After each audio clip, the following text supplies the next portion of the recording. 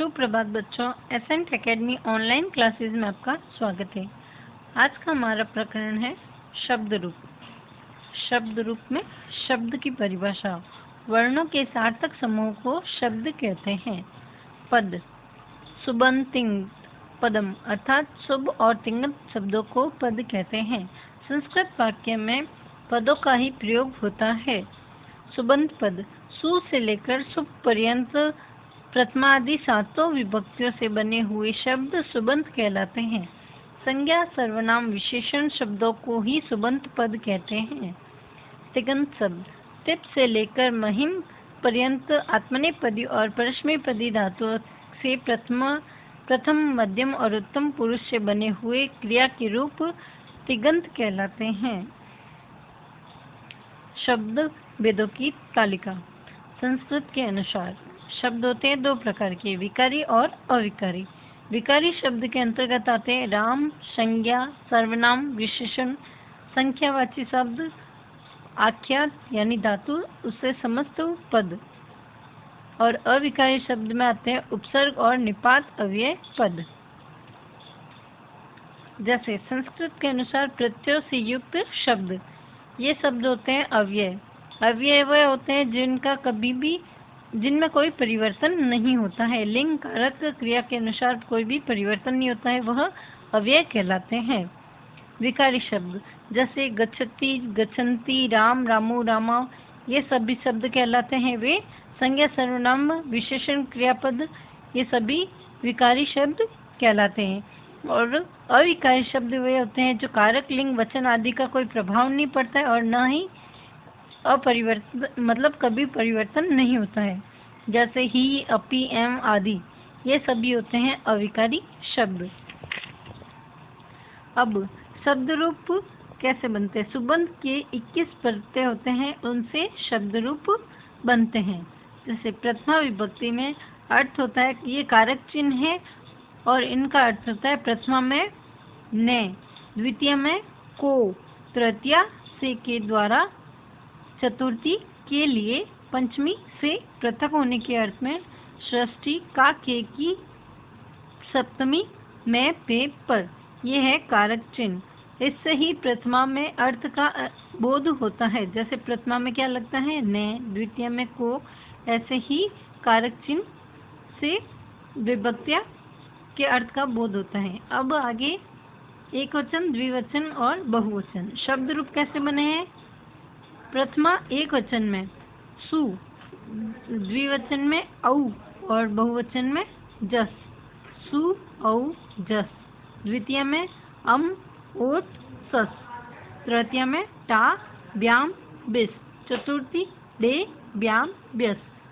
पंचमी दसी, ब्याम, ब्यस। सप्तमी ने, षष्ठी दस, ओस, आम। सप्तमी डी, ओस, सुप। ये है सुबंत के 21 प्रत्यय। इसी से ही शब्द रूप बनते हैं।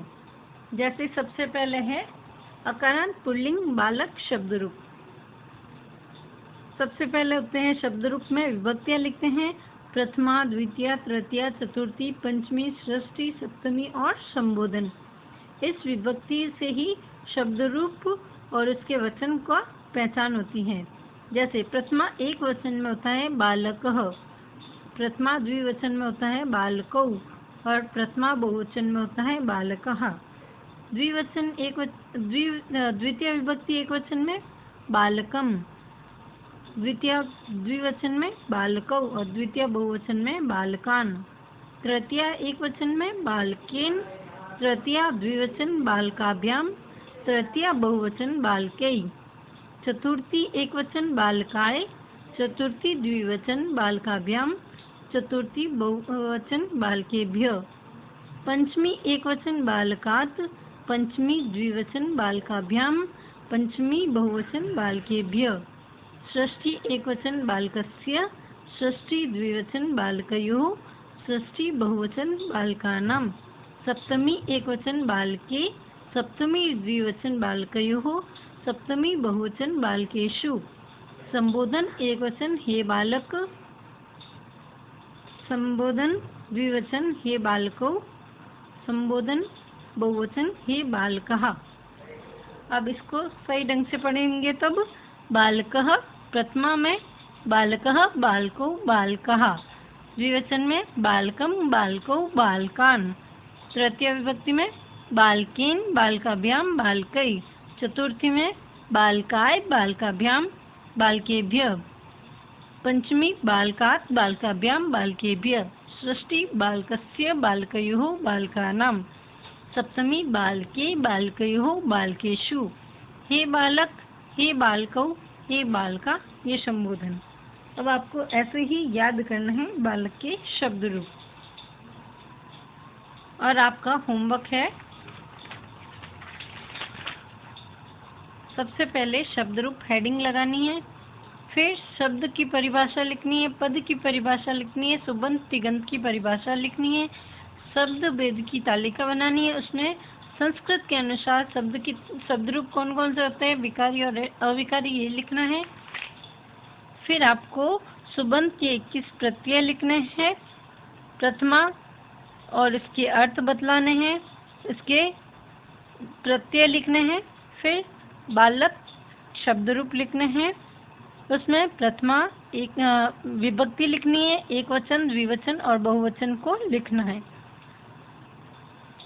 अब बालक के अर्थ को कैसे समझेंगे कि प्रथमा में बालक क्या अर्थ है, प्रथमा में होता है बालकः यानी बालक ने, द्वितीय में बालकम यानी बालक को, तृतीय में बालकेन यानी बालक से या बालक के द्वारा, चतुर्थी का अर्थ होता है बालक के लिए यानी बालकाय यानी बालक के लिए, पंचमी में होता है बालकात यानी बालक से पृथक होने के अर्थ में, षष्ठी में बालकस्य यानी बालक का, सप्तमी बालके यानी बालक में। ऐसे ही इस अर्थ कारक चिन्हों का प्रयोग इन शब्द रूप में होता है। आपको बालक शब्द रूप लिखने भी है और उनको याद भी करना है। धन्यवाद।